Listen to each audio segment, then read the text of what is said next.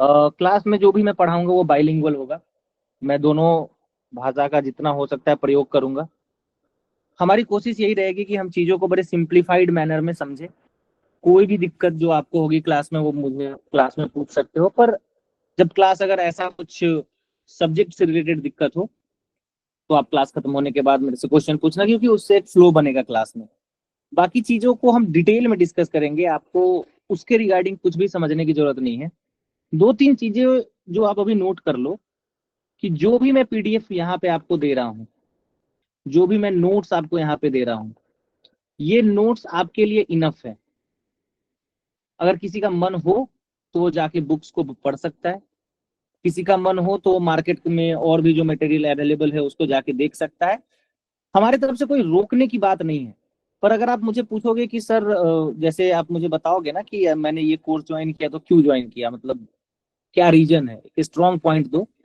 हमारे तरफ से यही है कि जो भी चीजें हो सकती है पूरे कोर्स के दौरान, यानी सीयूईटी पॉलिटिकल साइंस, जो सीयूईटी पॉलिटिकल साइंस का पीजी के लिए एग्जाम होने वाला है 2026 में, और मैं मान के चल रहा हूँ कि बहुत सारे लोग और मैक्सिमम लोग जेएनयू को टारगेट कर रहे होंगे, बीएचयू को टारगेट कर रहे होंगे, डीयू को टारगेट कर रहे होंगे, अच्छी यूनिवर्सिटीज को टारगेट कर रहे होंगे। उन सब के लिए मैं बस यही बोल देना चाह रहा हूँ यहाँ पे अभी क्लास में, इसके बाद मैं ये चीजें, इन चीजों को बार बार रिपीट नहीं करूंगा, कि हमारे नोट्स इनफ है। इसमें इतना मटेरियल मैंने डाला है कि आप अगर आप इसको शिद्दत से रट लोगे, आप अगर इन नोट्स को बहुत अच्छे से पढ़ लोगे, तो it is going to be enough for you. क्योंकि हम नोट्स के साथ इस बार आपको सिर्फ नोट्स नहीं देंगे, हम इसके साथ आपको बहुत सारे पीवाई क्यूज का भी समरी देंगे। समरी कहने का मतलब कि जो भी क्वेश्चंस, जैसे मैंने आपको पहले भी क्लास में बता रखा है, जो भी क्वेश्चन नेट जेआरएफ के पेपर में आए, जो भी क्वेश्चन सेट के एग्जाम में आए, सेट जैसे जितने भी स्टेट है वो अपने लिए सेट कंडक्ट करवाते हैं असिस्टेंट प्रोफेसर के लिए। तो नेट जेआरएफ का एग्जाम हो गया, सेट का एग्जाम हो गया, असिस्टेंट प्रोफेसर का पेपर हो गया, सीयूईटी का पहले वाला पेपर हो गया, या कोई भी अदर यूनिवर्सिटी का एंट्रेंस एग्जाम है, इन सब का कंपाइलेशन जो है वो आपको मिल जाएगा वीडियो में। जो भी नोट्स मैं दे रहा हूँ उसमें कहीं ना कहीं उन क्वेश्चंस का जो है आपको जिक्र मिलेगा। तो जितने भी क्वेश्चंस है उसको हम कॉम्प्रिहेंसिवली क्लास में डिस्कस करेंगे, जितने भी कंसेप्ट हैं उसको हम क्लास में डिस्कस करने वाले हैं। ठीक है, तो यहां से चीजों को क्लियर रख लेना, ठीक है, कि आपको कहीं और जाने की जरूरत नहीं है, कोई यूट्यूब वीडियो देखने की जरूरत नहीं है। किसी भी पीवाईक्यू के लिए, क्वेश्चन के लिए, कंसेप्ट के लिए, you don't need to go anywhere in the market. We are going to provide you everything at your disposal. आपके कंफर्ट के अनुसार आपको ये नोट्स मिल जाएंगे, आपके कंफर्ट के अनुसार आपको ये लेक्चर्स और कंसेप्ट सारे समझ में आने वाले हैं। ठीक है, तो पॉलिटिकल साइंस का अब हम शुरुआत करते हैं इन सब चीजों को लेके। होप मेरी आवाज वगैरह सब अच्छे से जा रही होगी, स्क्रीन दिख रहा होगा। थोड़ा बहुत अगर आपको आवाज में या इसमें प्रॉब्लम हो तो आप एक बार कैंसिल करके फिर से ज्वाइन करना, तो आवाज क्लियर हो जाएगी और वीडियो क्लियर हो जाएगी। तो चलो पॉलिटिकल साइंस को स्टार्ट करते हैं, और पॉलिटिकल साइंस में समझते हैं कि हमें क्या पढ़ना है, कितने डेप्थ तक पढ़ना है, किन सब चीजों को लेके चलना है। जैसा कि आपको दिख रहा होगा कि आज हमारा टॉपिक लिबरलिज्म है। अब भैया लिबरलिज्म क्या है, क्यों हम इसको पढ़ने जा रहे हैं? तो हमारे सिलेबस में चूंकि लिबरलिज्म दिया हुआ है, और पॉलिटिकल थ्योरी की शुरुआत कहीं ना कहीं इससे होती है। तो पॉलिटिकल थ्योरी है क्या, पहले तो हम ये समझते हैं, है ना, कि सर पॉलिटिकल थ्योरी आप बोल रहे हो तो कुछ तो बताओगे पॉलिटिकल थ्योरी के बारे में पहले। हाँ बिल्कुल, पॉलिटिकल थ्योरी क्या है, व्हाट इज पॉलिटिकल थ्योरी? देखो, पॉलिटिकल जो टर्म पॉलिटिक्स है, वो एक टर्म आया है पॉलिटिकस या पॉलिटिक्स जो टर्म है, इसका मतलब होता है Greek city state. Greek city state, क्या मतलब हुआ ग्रीक सिटी स्टेट का? देखो, स्टार्ट जो ये पूरे पॉलिटिकल साइंस का होता है ना, पॉलिटिकल साइंस मतलब होता है कि हम जैसे जीना स्टार्ट करते हैं। तो थोड़ा सा हम इस चीज को पहले बेसिक समझ लेते हैं, फिर हम अपने टॉपिक पे आएंगे।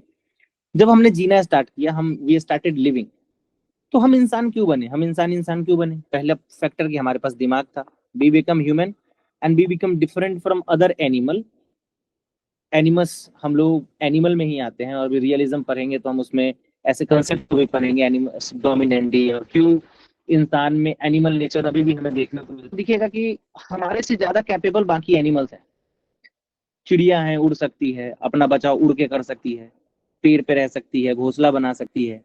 शेर है, उसके पास बड़े स्ट्रॉन्ग क्लॉज है, दांत है, टीथ है, कार्निवोरस है।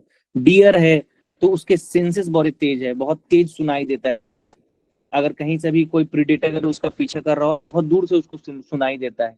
ईगल है। तो जितने भी जानवर को आप देखोगे तो आपको लगेगा कि सर ह्यूमन जो है ना वो उतने कैपेबल नहीं है फिजिकली। आप भी मानते हो इस चीज को? अगर आपका आमना सामना अभी शेर से हो जाए, लायन से हो जाए, तो आप जीत तो नहीं पाओगे फॉर श्योर। तो फिर ऐसा क्या था जो हमने इन सब चीज पे कंट्रोल पा लिया और हम सबसे उम्दा किस्म के जानवर बन गए, हम सबसे एडवांस्ड एनिमल बन गए, हम ऐसे एनिमल बन गए जिन्होंने सिविलाइजेशंस बनाया? क्योंकि हमारे पास दिमाग था, हमारे पास जो सोचने की क्षमता थी वो बाकी जानवरों में नहीं थी।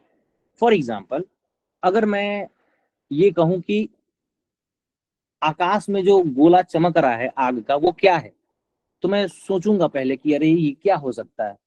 तो कोई बोलेगा कि हो सकता है ये आग का गोला हो, कोई हो सकता है बोलेगा कि ये कोई भगवान है, कोई हो सकता है कि बोलेगा कि अरे नहीं नहीं ये भगवान नहीं है, आग का गोला नहीं है, ये तो कुछ केमिकल रिएक्शन हो रहा है इसमें। अब जो चीजें मैं यहाँ पे क्लियर करने वाला हूँ उसको अगर आप ध्यान से सुनोगे तो आपको बहुत सारा चीज अभी समझ में आ जाएगा। तो आप पूछोगे कि सर बात तो आप सही बोल रहे हो, बाकी जानवर ज्यादा कैपेबल है, क्यों? हमारे पास ब्रेन था तो ब्रेन से क्या हो गया? ब्रेन बाकी जानवरों के पास में है, बिल्कुल है।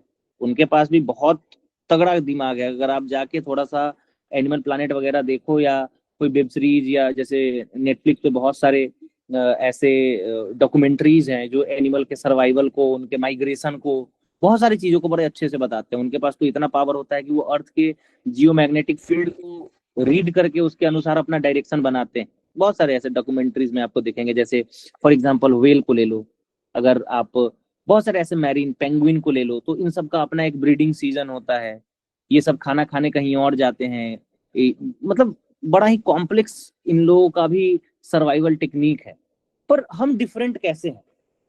तो हम डिफरेंट ऐसे हैं ना कि हमने सबसे पहले क्वेश्चन करना स्टार्ट किया। हमने सूरज को देखा, हमने चांद को देखा, हमने पेड़ को देखा, हमने बाकी जानवर को देखे और हमने क्वेश्चन पूछा कि है क्या। तो पहला आंसर तो यही आएगा। अब पहला आंसर तो नहीं आएगा कि सर हीलियम जो है, जब हाइड्रोजन और हीलियम मिलके न्यूक्लियर फ्यूजन करता है तो उससे एनर्जी रिलीज होती है जो हमारा सन है। और बाकी स्टार जो है वो इसी प्रिंसिपल पे चलते हैं। प्लेनेट जो है वो प्लेनेटेसिमल थेसिस से बना है या प्लेनेट ऐसे बना है। हम पहला तो ये नहीं बोलेंगे ना।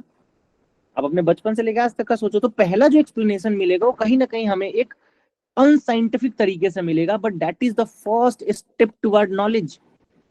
इसलिए कहा जाता है कि जो सुपरस्टिशन है, superstitions were nothing but the first step toward acquiring whole knowledge। Superstition जो है वो पहला स्टेप था। उसी सुपरस्टिशन को फिर हमने बाद में फल्सिफाई किया, उसी सुपरस्टिशन को बाद में हमने मॉडिफाई किया, फिर उसका एक साइंटिफिक लॉजिक निकाला, एक्सपेरिमेंटेशंस करे, बहुत सारी चीजों को हमने किया। तब जाके पता चला कि अच्छा, this is how thing works. तो first step toward human civilization, toward human, what made human different from other animal was कि we started questioning, we started developing reason. हमने सोचने समझने की क्षमता को डेवलप किया, हमने क्वेश्चन करना स्टार्ट किया। अब भाई चलो, क्या इससे हमारा सारा प्रॉब्लम सॉल्व हो गया? नहीं। हमने नॉर्मल नॉर्मल इन्वेंशन किए, हमने घर बनाना स्टार्ट किया, ईंट बनाए, पत्थर बनाए, बहुत सारी चीजों को बनाया। अब एक महीने में हम और डिफरेंट कैसे बन गए कि हम बोले कि भाई हम एनिमल नहीं है, हम एक सोशल एनिमल हैं। हम एक सोशल एनिमल हैं। बहुत सारे वैसे जानवर जो है वो सोशल एनिमल होते हैं। जैसे अगर आप टाइगर को देखो तो टाइगर सोशल नहीं है, ये सॉलिटरी एनिमल है। पर अगर आप लायन को देखो, लायन एक सोशल एनिमल है। आपने सुना होगा प्राइड, लायन का प्राइड होता है। वैसे ही बहुत सारे जानवर होते हैं वो झुंड में शिकार करते हैं, वो अपनी सोसाइटी में रहते हैं। पर हम इन जानवर से फिर डिफरेंट कैसे बन गए? क्योंकि हम सोशल के साथ साथ पॉलिटिकल एनिमल भी हैं। और यहीं से एक बड़ा मेजर थॉट आता है एरिस्टोटल का कि one who live without society is इधर बीस्ट और एन एंजल। एरिस्टोटल कहते हैं कि वह इंसान जो सोसाइटी में नहीं रहता, जो सोशल नहीं है, या तो वो भगवान है नहीं तो वो दानव। क्यों कहता है ये? क्योंकि हम अकेले कैपेबल नहीं है कुछ भी करने को। जैसे फॉर एग्जाम्पल मैं आपको यहाँ पढ़ा रहा हूँ, इस पढ़ाने से क्या मिल रहा है हमको? अगर आप देखोगे डिटेल में तो मैं पढ़ा रहा हूँ, या जो भी, जैसे मैं पीएचडी कर रहा हूँ, मैं रिसर्च कर रहा हूँ, मुझे उसके लिए पैसा मिल रहा है, या मैं पढ़ा रहा हूँ उसके लिए मुझे पेमेंट मिल रहा है। तो जो भी चीजें मैं आपको बता रहा हूँ उसके बदले में मुझे क्या क्या मिल रहा है? मुझे फूड मिल रहा है, शेल्टर मिल रहा है, कपड़ा मिल रहा है ना? बाकी मेरी लाइफ स्टाइल जो है वो सब कुछ यहीं से चल रही है। ऐसा तो नहीं है मुझे खाना खाना हो तो मैं जाऊँ एग्रीकल्चर करूँ, पहले खेती करूँ, कपड़ा पहनना हो तो पहले जाके मैं वीविंग का काम करूँ, नहीं। मैं कोई एक काम कर रहा हूँ, पर्टिकुलर जॉब, स्पेशलाइज्ड हूँ मैं, बाकी सब चीजों मुझे उसके बदले मिल जा रही है, और ये सब पे अप्लाई हो रहा है। तो यहां से कंसेप्ट आया सिविलाइजेशन का। अब जब सिविलाइजेशन आएगा तो सिविलाइजेशन के साथ फिर प्रॉब्लम आएगी, और यहाँ पे आएगा पॉलिटिकल साइंस, और यहाँ पे आएगा political. So what is political? Political वो हर चीज है जहां पे पूरे सोसाइटी के बारे में कुछ ना कुछ जुड़ा, ठीक है। तो जैसे ही फॉर एग्जांपल जब हम एक प्रिमिटिव कम्युनिज्म, उस समय जब हम मार्क्सिज्म पढ़ेंगे तो इन सब टर्म्स को डिटेल में समझेंगे। पर मान के चलो कि जब हम पहले, आज से 2000 3000 4000 5000 साल पहले, जब हम पहली बार हमने एक लैंड को एक्वायर किया होगा, उस समय तो ऐसा नहीं था कि ये जमीन जो है इस आदमी का है, ये फलाना जो बिल्डिंग है, बिल्डिंग तो था ही नहीं कि ये केव इसका है, ये केव उसका है, नहीं। पर कोई तो पहला इंसान रहा होगा जो एक जमीन पे जो है खेती करना स्टार्ट करा होगा और बोला होगा कि भैया ये जमीन मेरी है, और मेरे बाद ये जमीन मेरे बच्चों की होगी, उसके बाद उनके बच्चों की होगी। यानी प्राइवेट प्रॉपर्टी का कंसेप्ट कहीं ना कहीं से तो आया होगा। तो पहली बार जैसे ही हमने रिसोर्सेस को बोलना स्टार्ट किया कि ये रिसोर्स मेरा है, इस रिसोर्स पे मेरा हक है, ऐसे रिसोर्सेस का आवंटन होना चाहिए, तब हमको समझ में आया कि अरे ऐसे सिस्टम नहीं चलेगा, हमको कुछ जनरल सिस्टम फॉलो करना पड़ेगा जो सारे इंसान के लिए एकदम एक जैसा अप्लाई होता हो। आपको समझ में आ रहा है कहीं ना कहीं मैं किस चीज की बात कर रहा हूं? A set of system, a set of objectified written codes जो कि अप्लाई होगा सारे इंसान पे। तो सर आप बोलोगे कि हाँ सर, ये लॉ से मिलता जुलता लग रहा है। अब उस समय हमारे पास इतना तो था नहीं कि हम लॉ बनाए, कॉन्स्टिट्यूशन बनाए, डेमोक्रेसी लाए, नहीं। तो उस समय कहीं ना कहीं हमने जो है रिलीजन का सहारा लिया। हमने जो वो कॉमन कोड है, जो कॉमन कोड ऑफ कंडक्ट है, रिलीजन क्या है भाई? रिलीजन क्या है? रिलीजन एक कॉमन कोड ऑफ कंडक्ट है ना। अभी जब मैं आपको मनुस्मृति पढ़ाऊंगा या धर्मशास्त्र पढ़ाऊंगा, मेनली मनुस्मृति जब आप पढ़ोगे तो आपको पता चलेगा कि मनुस्मृति क्या है। ये एक लॉ बुक है, ये एक नियम की किताब है। इसमें लिखा हुआ है कि भैया ऐसे चलना है, हमें ये काम हमको करना है, ये हमारी ड्यूटी है, ये हमको नहीं करना है। तो रिलीजन सबसे पहले एक लॉ की तरह आया। इसने लोगों को बताया कि भैया देखो, एक सिस्टम है जिसको आपको फॉलो करना है। क्योंकि अब 1000 आदमी है, 2000 आदमी है, 5000 आदमी है, तो वो वन टू वन तो कम्युनिकेट कर नहीं पाएंगे।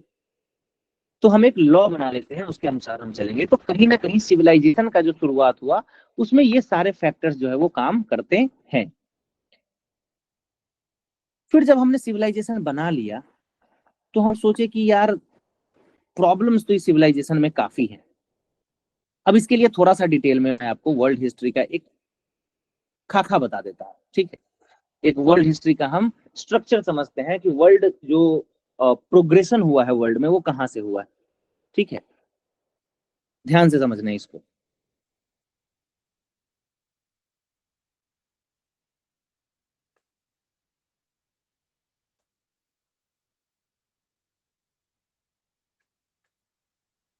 ये हमारा टाइमलाइन है।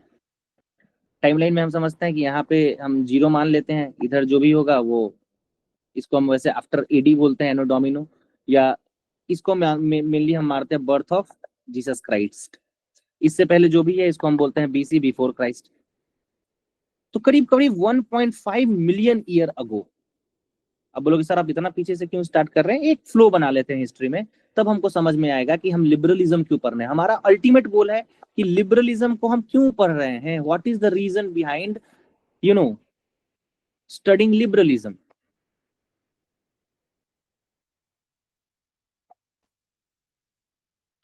तो आज से हम चलते हैं करीबन 15 लाख साल पहले, 1.5 मिलियन ईयर अगो चलते हैं।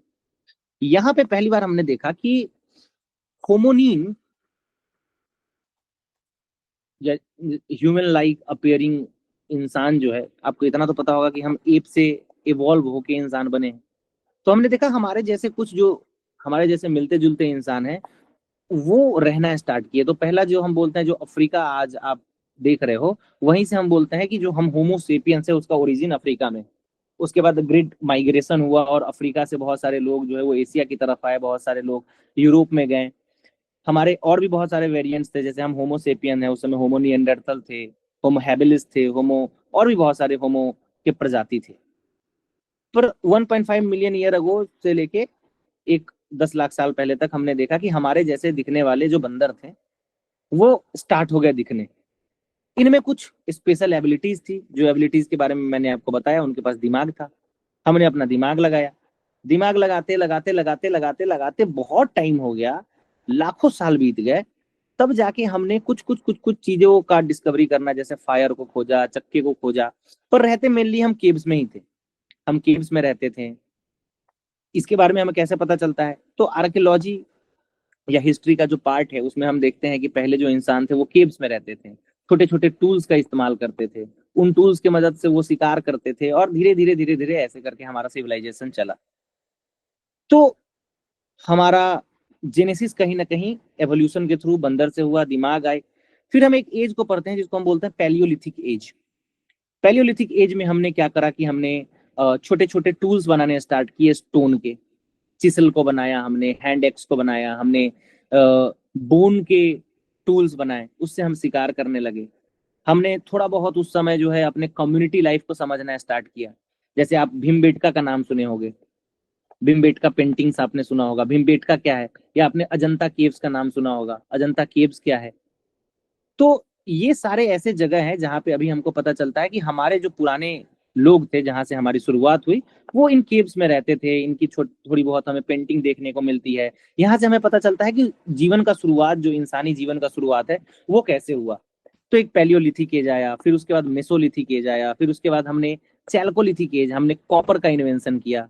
Copper was the first metal जिसका हमने डिस्कवरी किया। फिर एक नियोलिथिक एज आता है। इंडियन कॉन्टेक्स्ट में अगर हम देखें तो इस नियोलिथिक एज और चैल्कोलिथिक एज के बीच में, और इसी का पार्ट बनता है हड़प्पन सिविलाइजेशन। हड़प्पा जो है एक बड़ा फ्लरिश्ड कल्चर बना।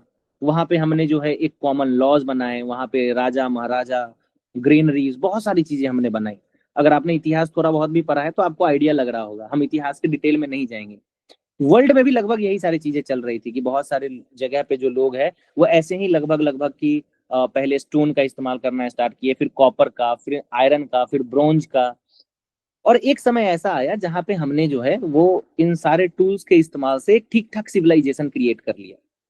फिर क्रिश्चियनिटी का आगमन हुआ, फिर जो इस्लाम है वो आया। हमारा हिंदू सिविलाइजेशन बहुत समय से चल रहा है, उसके बारे में अभी हम नहीं जाएंगे, पर वो एक सिविलाइजेशन है जो बहुत बहुत समय से चलता आ रहा है। फिर यूरोप में हम मेनली जब वर्ल्ड हिस्ट्री की बात करते हैं तो हम यूरोप की हिस्ट्री को थोड़ा समझने की कोशिश करते हैं। यूरोप में एक खास समय आया कि जहां पे, अब इस टाइमलाइन में इसको ऐसे देखना, क्रिश्चियनिटी से आने से पहले की बात है ये। ग्रीस नाम का एक जगह हुआ, ग्रीक या ग्रीस आज के डेट का जो आप तुर्की देख रहे हो, या ग्रीस जो आज के डेट का कंट्री देख रहे हो, इस जगह के आसपास बहुत अच्छा सिविलाइजेशन ग्रो करना स्टार्ट हुआ। यहाँ पे लोग बड़े, मान के चल लो कि इंटेलिजेंट थे, बहुत डिबेट करते थे, डिस्कशन करते थे। यहाँ पे कुछ स्कॉलर्स आए, जैसा कि आपने नाम सुना होगा, प्लेटो का नाम सुना होगा, उससे पहले आपने सोक्रेटिस का नाम सुना होगा, एरिस्टोटल का नाम सुना होगा। ये पहले थिंकर नहीं थे, इससे पहले भी थिंकर थे बहुत सारे, जिसको हम प्री सोक्रेटिक थिंकर कहते हैं। जैसे आर्कमिडीज थे, परमेनिडीज थे, और भी बहुत सारे थिंकर थे। आपने कुछ कुछ मैथमेटिशियंस का नाम, थेल्स थ्योरम जो पढ़ा होगा, तो थेल्स थे, पाइथागोरस थे। तो ग्रीक जो जगह है वहां पे बहुत ऐसे थिंकर्स का जन्म हुआ जिन्होंने यही रीजनिंग स्टार्ट बड़े अच्छे ढंग से करी। उन्होंने क्वेश्चन पूछना स्टार्ट किया कि वर्ल्ड कैसे बना, सिस्टम कैसे बना। उसमें सोक्रेटिस आएंगे, प्लेटो आएंगे, एरिस्टोटल आएंगे, और कहीं ना कहीं यहीं से जो पॉलिटिकल साइंस है उसकी शुरुआत होती है कि भाई समाज में चीजें कैसी होनी चाहिए, एक गुड सोसाइटी क्या होता है, एक अच्छी सोसाइटी क्या होती है। यहाँ के बाद से हम देखेंगे, एरिस्टोटल के बाद और भी बहुत सारे थिंकर आए, क्रिश्चियनिटी का जन्म होता है। बहुत सारे इंपायर आए गए आए गए, उतने डिटेल में हम नहीं जाएंगे। फिर एक एज आता है जहां पे लोगों ने ये क्वेश्चन पूछना बंद कर दिया, जहां पे लोग जो है वो क्वेश्चन पूछने के बजाय, इसलिए एक बड़ा ही, आप इससे एग्री करो डिसएग्री करो, लेकिन हम जब कहते हैं कि जब रिलीजन बहुत हाई हो जाता है, जब रिलीजियस एज बहुत हाई था, यानी बहुत लोग रिलीजियस थे और धर्म में बहुत मानते थे, उस एज को हम डार्क एज भी कहते हैं। क्यों कहते हैं डार्क एज? समझना इस चीज को थोड़ा सा टॉपिक पे लाने के लिए मैं आपको बस ये सारी चीजें बता रहा हूँ, और चूंकि फर्स्ट क्लास है तो आपको ये समझना बड़ा जरूरी है, और आपके दिमाग में भी ये रीजनिंग डेवलप होनी बहुत जरूरी है। तो अगर आप देखोगे क्रिश्चियनिटी से पहले ये सारे जो थिंकर थे, इनमें एक चीज कॉमन था, भले ही ये सारे थिंकर सोक्रेटिस, प्लेटो, एरिस्टोटल या इसके दर्ज हुए, उनमें बहुत मतभेद था, बहुत डिफरेंस था, वो सारे एक दूसरे की बात मानते भी थे, नहीं भी मानते थे, पर एक चीज जो देखोगे, ये सारे क्वेश्चन करते थे। दे ऑल स्टार्टेड क्वेश्चनिंग कि सर जी ये क्या है, ये तो समझ नहीं आ रहा। प्लेटो ने जो कहा, एरिस्टोटल उन बात को नहीं मानते, भले ही एरिस्टोटल प्लेटो के स्टूडेंट थे, पर एरिस्टोटल ने कहा कि नहीं सर, आपने जो बोला वो गलत है, ऐसे सोसाइटी नहीं बनेगी। तो ये सारे लोग कहीं ना कहीं क्वेश्चन को पूछना स्टार्ट करते हैं। लेकिन जब रिलीजन आ जाता है, तो रिलीजन ये क्लेम करता है कि भैया देखो, जो क्वेश्चन आप पूछ रहे हो मैंने उसका आंसर ला दिया। Religion will tell us that whatever your question is, I have the answer to that question. If you will ask me कि ये कैसे बना, मैं आपको बताऊंगा कि अच्छा ये ऐसे बना, और आपको उसके बाद फर्दर क्वेश्चन नहीं पूछना है। समझना इस चीज को बड़ा डिटेल में। रिलीजन क्या करता है कि जब आप एक क्वेश्चन पूछते हो तो आपको वो एक आंसर देता है। सूरज क्या है? भगवान है। सन गॉड है। ये फलाना चीज क्या है? एक गॉड है। ये फलाना चीज कैसे बना, उसका एक बड़ा ही, अभी के अनुसार आपको लगेगा कि बड़ा इलॉजिकल आंसर है, बट वो बोलेगा कि यही सही है, और आप उस चीज को क्वेश्चन नहीं कर सकते। अगर आप क्वेश्चन करोगे तो आप इरिलीजियस हो जाओगे, या उस समय के अनुसार आपको सजा भी मिल सकता है। तो यूरोप में एक दौर चला जिसको हम बोलते हैं कि वहां पे रिलीजन बड़ा स्ट्रॉन्ग था। उस समय चर्च का रूल चलता था। चर्च जो बोल दे वो सही है, चर्च के अगेंस्ट में अगर आप कुछ बोलो तो वो गलत है। उस एज को हम डार्क एज भी कहते हैं, क्योंकि उस समय कोई भी नया डेवलपमेंट नहीं हुआ। क्यों नहीं हुआ भाई? कोई क्वेश्चन ही नहीं पूछेगा तो उसका आंसर नहीं मिलेगा, आंसर नहीं मिलेगा तो डेवलपमेंट नहीं होगा। तो इस एज को हम डार्क एज कहते हैं। इस एज के बाद डार्क एज लगभग लगभग 12th-13th सेंचुरी तक चलता है। अब हम लोग देखो 1.3 मिलियन से लेके 12वीं-13वीं शताब्दी तक पहुंच गए, अब हम लोग बस लिबरलिज्म तक पहुंचने ही वाले। तो एक डार्क एज के बाद क्या हुआ कि बहुत प्रॉब्लम से स्टार्ट हो गई। इस समय सोसाइटी बड़ी करप्ट हो गई, एकदम फ्यूडल सोसाइटी था, लोगों का जीना बड़ा मुश्किल हो गया, लोग बड़े प्रॉब्लमेटिक सिचुएशन में रहने लगे। फिर कुछ थिंकर्स हैं, कुछ ऐसे फिलोसोफर्स हैं जिन्होंने फिर क्वेश्चन पूछना स्टार्ट किया। अब मैं आपको बड़ा सिंपल एक्सप्लेनेशन दे रहा हूँ, इसके बारे में हम डिटेल में समझेंगे जब हम वेस्टर्न पॉलिटिकल थॉट को पढ़ेंगे। तो फिर कुछ कुछ थिंकर हैं, उन्होंने फिर क्वेश्चन पूछना स्टार्ट किया, सर जो आप बोल रहे हो वो मुझे गलत लग रहा है। तो इस एज को हम बोलते हैं रेनेसेंस, पुनर्जीवन, पुनर्विचार का एज आया। रेनेसा, एक्चुअली इसका प्रोनाउंसिएशन रेनेसा होता है। तो जो रेनेसेंस का पीरियड आया, जो रेनेसा का पीरियड आया, उस पीरियड में हमने अगेन क्वेश्चन पूछना स्टार्ट किया, जो भी चीजें थी उससे रिलेटेड। हमने क्वेश्चन पूछना स्टार्ट किया कि ये राजा ही, किंग ही, क्यों इसके पास पावर है, ये सोसाइटी कैसे बनी, इस सोसाइटी का फाउंडेशन क्या है, किसने बनाया इस सोसाइटी को। तो यहाँ पे एक सेट ऑफ थिंकर्स आएंगे जो इसका अलग अलग एक्सप्लेनेशन देंगे। उन थिंकर्स में सबसे पहले थिंकर्स हैं मैकियावेली। आपने नाम सुना होगा, हमको पढ़ना भी है मैकियावेली के बारे में। तो मैकियावेली आएंगे और वो भी बताएंगे कि भैया देखो ऐसे ऐसे चीजें होती है, ऐसे ऐसे करना है। फिर एक और थिंकर आएंगे जिसका नाम है थॉमस होब्स। फिर एक और थिंकर आएंगे जिसका नाम है जॉन लॉक। और उसके बाद सीरीज ऑफ थिंकर आएंगे जो अलग अलग एक्सप्लेनेशन देंगे। यही सारे थिंकर जो है, यही सारे ग्रुप ऑफ थिंकर जो है, वो जिस आइडियोलॉजी को लेके आएंगे उसी को हम बोलते हैं लिबरलिज्म। क्या है भाई लिबरलिज्म? और मैंने आपको ये राम कहानी क्यों सुनाई? क्योंकि लिबरलिज्म वो स्कूल ऑफ थॉट है, वो पहला स्कूल ऑफ थॉट है जो आपको बताएगा कि भैया देखो, ये जो सोसाइटी फ्यूडल एज में बनी है, ये जो सोसाइटी डार्क एज में बनी है, इस सोसाइटी का फाउंडेशन गलत है। ये सोसाइटी इनइक्वालिटी के बारे में बात करता है। ये सोसाइटी कहता है कि सारे इंसान एक जैसे नहीं है, जैसे जो फिल्मर की थ्योरी है, आगे हम डिस्कस करेंगे अभी जब जॉन लॉक को पढ़ेंगे तो एक थ्योरिस्ट है, उनका नाम है रॉबर्ट फिल्मर। वो कहेंगे डिवाइन ओरिजिन। वो बोलेंगे कि जो राजा है वो भगवान का बेटा है, इसलिए हमको इसकी बात माननी है। फिर जॉन लॉक बोलेंगे कि नहीं भाई, तुम गलत बोल रहे हो, ये राजा और प्रजा ये सब कुछ नहीं होता, हम सारे जो इंडिविजुअल हो हम सारे एक बराबर हैं, हम सबके पास कैपेसिटी है सोचने की, हम सब एक जैसा सोच सकते हैं, तो फिर हम किसी की बात क्यों माने। और फिर यहां से एक स्ट्रीम ऑफ थिंकर्स निकलेंगे जो बताएंगे कि सोसाइटी कैसे बनी। और वन ऑफ सच थिंकर्स जो ये थ्योरी देंगे जिसको हम बोलते हैं सोशल कॉन्ट्रैक्टियन थिंकर।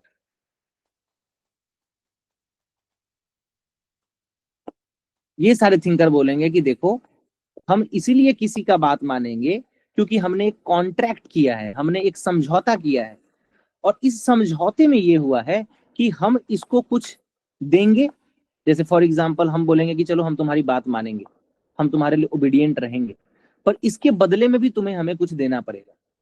अब इस चीज को हम डिटेल में समझने की कोशिश करेंगे लिबरलिज्म के थॉट के अनुसार, ठीक है। और उसके बाद हम सोशलिज्म, कम्युनिटेरियनिज्म, सारे थिंक जो भी स्कूल्स है उसको समझेंगे। पहले लिबरलिज्म आया फ्यूडलिज्म के रिएक्शन में। फ्यूडलिज्म क्या था? फ्यूडलिज्म एक सिस्टम बन गया था यूरोप का, जो मिडिवल मध्यकालीन यूरोप की बात में कर रहा हूँ। उस समय का एक सिस्टम बन गया था कि जो राजा है उसके पास उस वो जो भी नियम कानून बना रहा है वो आपको फॉलो करना है, आपको कोई क्वेश्चन नहीं पूछना है राजा को। और जो राजा है उसको लेजिटिमेसी चर्च देता है। तो चर्च और राजा का एक बड़ा नेक्सस बन गया था, एक मतलब क्या बोल सकते हैं हम उसको, एक कॉम्बिनेशन था जो लोगों को रूल करता था। तो नॉर्मल लोग थे, उनके पास कोई अधिकार नहीं थी, सोसाइटी पूरी बंटी हुई थी।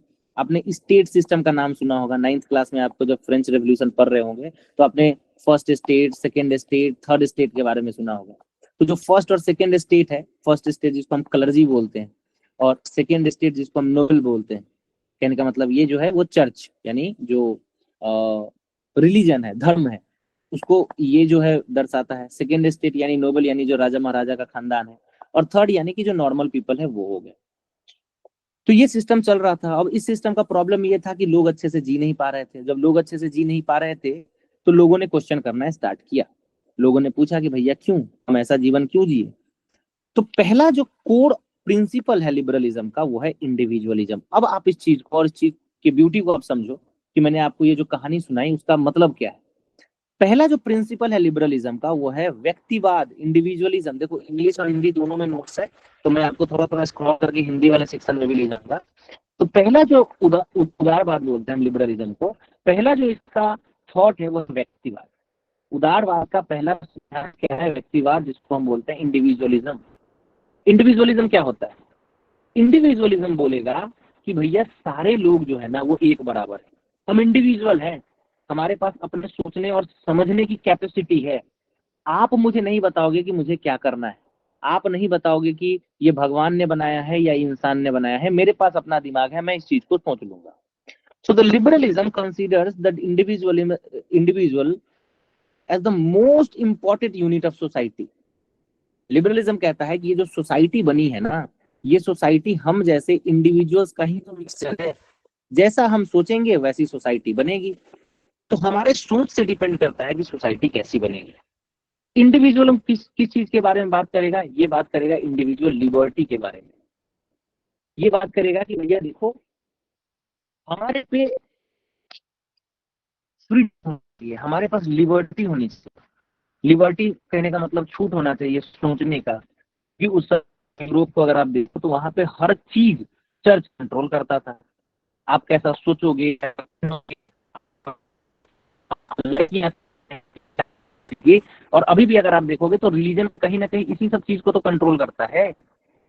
देखोगे तो रिलीजन क्या है?